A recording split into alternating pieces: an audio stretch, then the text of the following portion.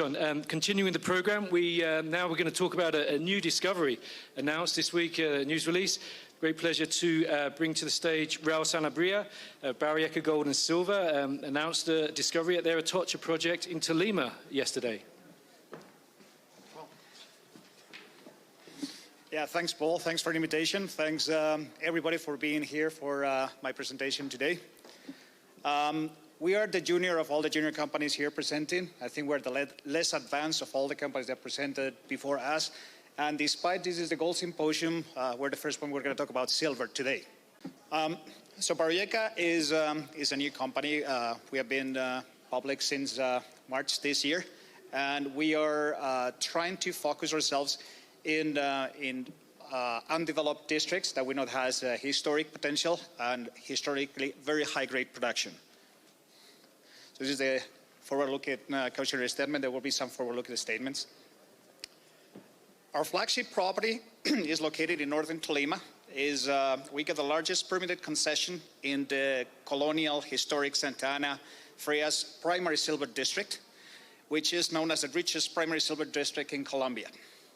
So much of the historic production, you know, some treasures and shipwrecks, bullion mined from these mines in the Spanish colonial era or the British colonial era are sunk in the Caribbean right now. But we got high-grade to bonanza grades in the order of hundreds to thousands of grams per ton silver. We're looking at kilos per ton silver. In our property itself, within our boundaries, we already identified over 30 kilometers of accumulated vein distance. We also are exploring, we are the only junior exploring southern part of Bolivar, and we are exploring high-grade gold in our Santa Barbara project. We're taking a different approach than drilling. So far, we are doing bulk sampling by means of exploratory tunneling. The company has a custom-built pilot processing plant, and we intend to prepare that to generate non-dilutive cash flow. So that is an advantage to the shareholders of the company, that we can offset some of the overhead of the company and full focus on raising money for exploration, our flagship property, which is the Atocha right now. So this is who we are. Most of us are here in the show, so feel free to talk to us. And we count with world-class advisors. We have John Robbins here for Discovery Group. He made it all the way to Colombia. You can talk to him. And Paul Harris, our host, is also part of this company.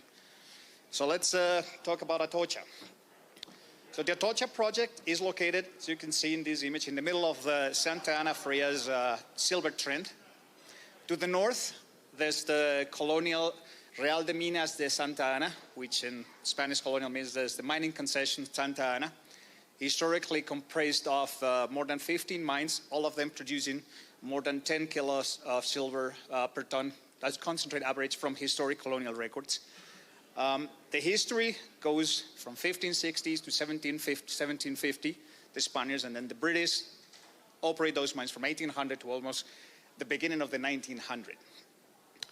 We got regional structures that produce special, very high vein density within our property. The trend is north-northeast, south-southwest, but the main trend of the veins is strictly northeast-southwest. And in our property there's a geological structure. It's called a dilation joke, a horsetail that actually transects the property, producing really favorable kilometer-scale corridors. And as you're going to see in the next slides, they're very rich in mineral occurrences. Historical rock chip samples that I took on the property 10 years ago gave me up to half an ounce per ton gold and silver values up to 3.4 kilos per ton silver, with most of our samples in the excess of 1 kilo per ton silver. So that puts the silver, the Colombian silver prospectivity in the map. Usually we're used to see silver from Mexico, from Peru, from Bolivia, but never heard of silver from Bolivia. And Bolivia actually, and Colombia has a world-class district for silver. Baroyeca, in 3-4 months that we have been exploring, prospecting, covering the surface, we had more than 30 targets, and more than 50% of the property still remains not even prospected. In the area, there's no previous exploration. We are surrounded by colonial mines that had records of really high-grade production. So we have, to the west of the property, the Frias mine, operated by the British from 1890 to 1902. And then Lajas and El Cristo and Santa Ana were started by the Spaniards in the 1500s, and El Cristo and Santa Ana continued by the British up to 1850. In this image, you can see very coarse native silver covering the surface of a late fracture on one of the primary veins. Baroyeca received the permits for drilling, water permits, environmental, all about a month ago. We drilled 2 holes. We released the assay results yesterday. We're currently drilling our 3rd hole. So this is how the property is right now. We're in diapers. Oops. So a comparison, the Frias mine to the west is the one that has like a more accurate record, even though this section is from 1902. The mines are in the Falan Frias municipality. This is where the cluster of the colonial mines are. Past Falan to the north, past La Platilla mine to Mariquita, the silver sort of enrichment of these veins disappears.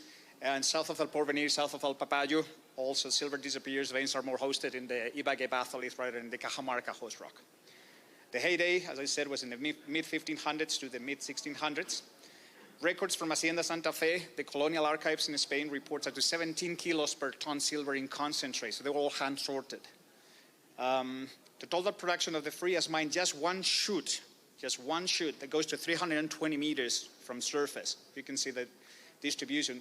Such a high grade was 7.8 million ounces of silver, about 238.7 tons. But the concentrate they were doing was 350, not grams per ton, but ounces per ton. So they were producing 10.8 kilos plus silver per ton in concentrate. That's a good start to get Colombia back in the map for a silver producer. The geology of the Atocha, we did high-resolution LiDAR on our property, and we're doing some filtering of the information with the aspect conversion, slope conversions.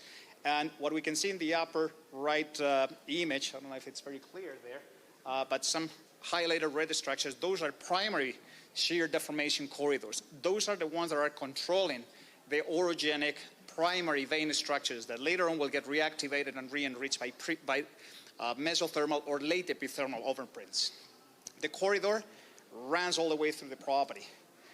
Now there's a late faulting that is producing alumino that is shifting blocks westwards, but we still see all those veins on those fault slopes.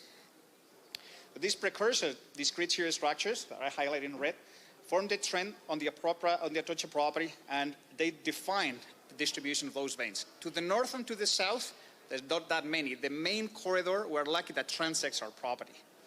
There's other discrete west-southwest, east-northeast dilation zones that crosscut with those and produce a high-grade enrichment in gold.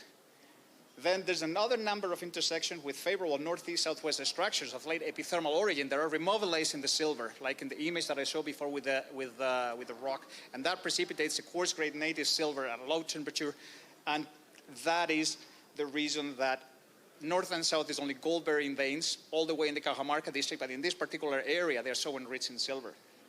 So we got a tremendous exploration potential just for the amount of veins that we found.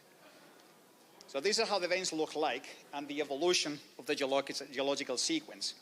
So the main primary orogenic veins are like the one on the upper left is a white vein. There's no deformation, there's no texture, there's no nothing other than coarse scheelite crystals. Tells you a little bit of the orogenic origin.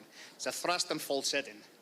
Then by the intersection at the other side of the structures, we see heavily banded. The vein is folding over itself, it's duplexing, it's stretching and forms piling, and that deformation produces a high-grade shoots within the primary veins. The next image shows the vein by folding can create up to 10-meter wide vein blowouts with that they speak for themselves, they're huge. And then the last epithermal event is producing the replacement on those favorable, really permeable structures by coarse massive sulfides, and those are coming with bonanza grade silver and really high grade gold.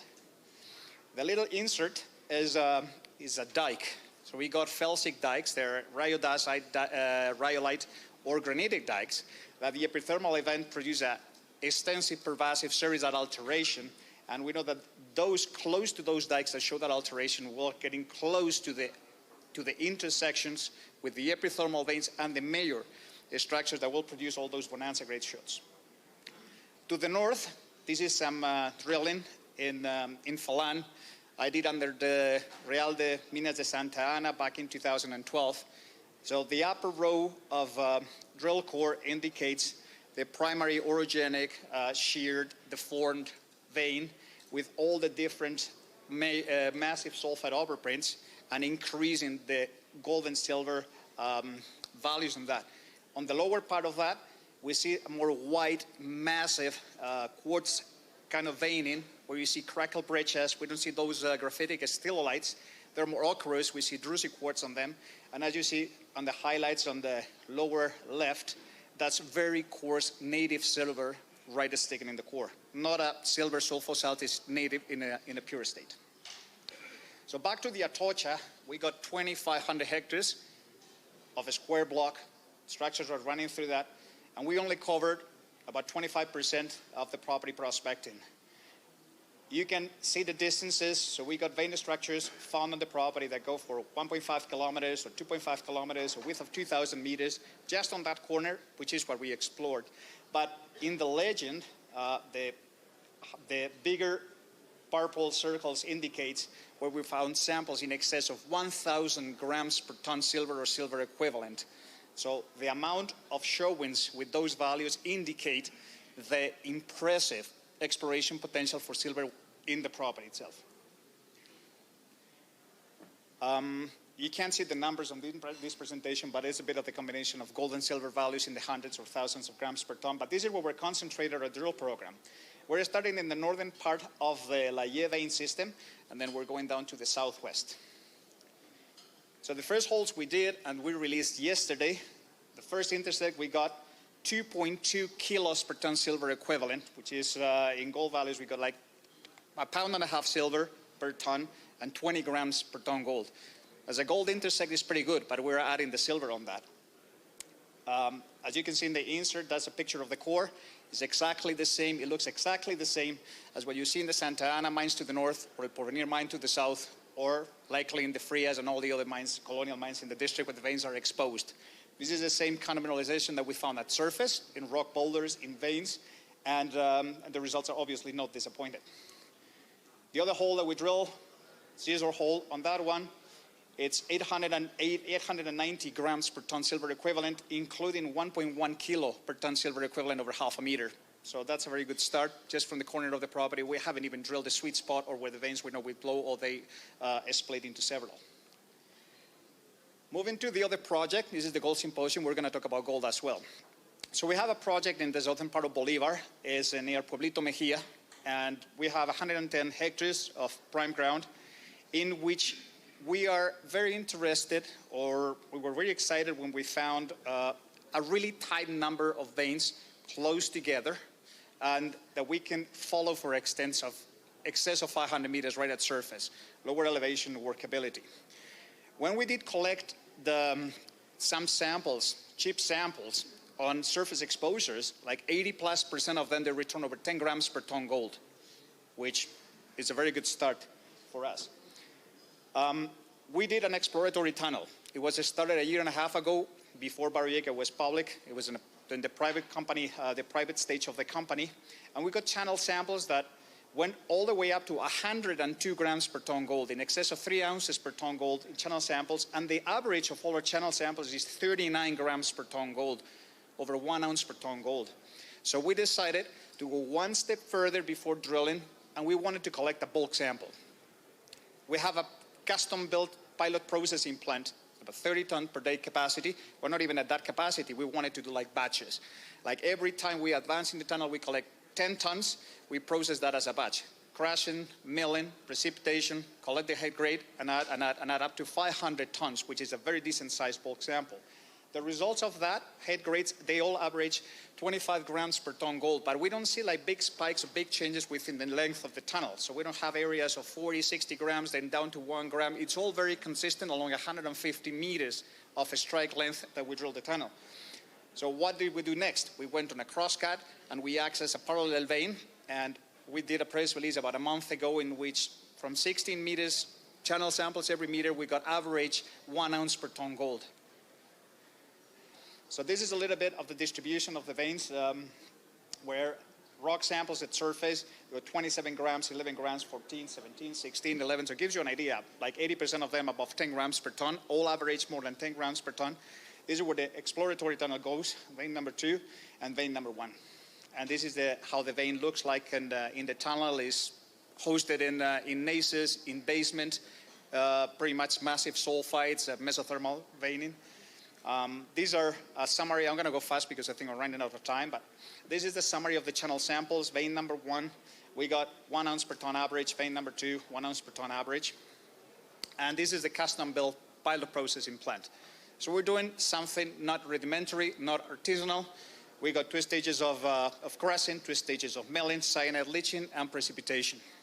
So this is the flow diagram. As I said, it's custom-built. It's not something that we're buying from a third party.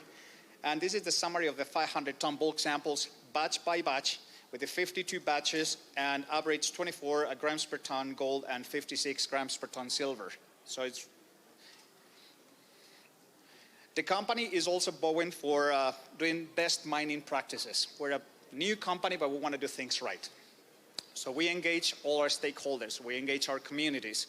We include the social programs. We don't leave anyone behind. So in the next 12 months, what we want to do is to raise more money, because we want to be very aggressive on Atocha. Now that we found all those very high grades at surface, we got like 7 targets, and the first 2 holes are looking great. So we have to continue. We want to do some soil geochemistry surveys, some prospecting on both the Atocha and Santa Barbara to cover the entirety of the areas. Maybe some trenching, geochemical anomalies on Atocha, expose the veins and evaluate the chutes. We need to collect data to define better drill targets in other sectors that are underexplored or more uncovered at the Atocha. Because Atocha veins are cropping out at surface, but there's still some areas that are more covered. We want to do IP on Santa Barbara. The veins are going to show up really nice because the host is a gneissic basement, and the veins, we found some at surface, but the ones we don't see, we want to see them with some geophysics before prospecting with a drill.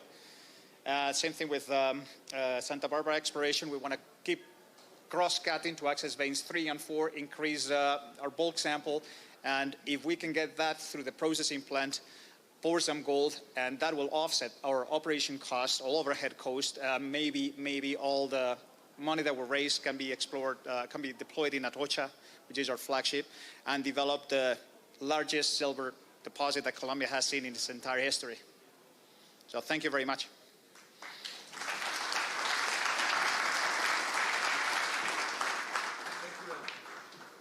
Thanks, Paul. Thank you very much, Raul. Now on to